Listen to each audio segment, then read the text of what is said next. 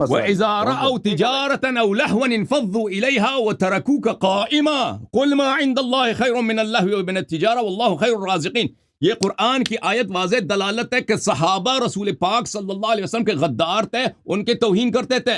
قرآن نے شہادت دی ہے کہ رسول صلی اللہ علیہ وسلم ممبر پہ خطبہ خود رہے ہوتے تھے، صحابہ کو سنائی دیتی تھی کہ بازار میں ڈانس ہو رہی ہے، بازار میں کوئی کرتا دکھا رہا ہے. یہ پیغمبر کو کڑے کڑے خطبے کی حالت میں چھوڑ کے جاتے تھے، اکیلے رہتے تھے وہ بیچارے.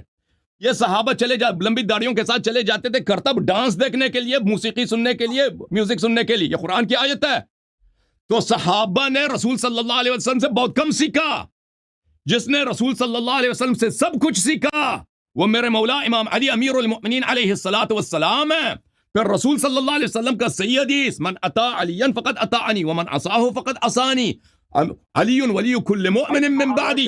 امیر المؤمنین علیہ الصلوۃ والسلام رسول اللہ صلی اللہ علیہ وسلم کے سارے علم کے حامل ہیں. وہ صحابہ جب بھاگتے تھے نا میوزک سننے کے لیے، ڈانس سننے کے لیے، رسول پاک صلی اللہ علیہ وسلم کا ایک صدیق شاگرد تھا، ایک فاروق شاگرد تھا، فاروق اعظم، صدیق اکبر، امیر المؤمنین علیہ السلام، ان کا سارا علم پیغمبر سے ہے.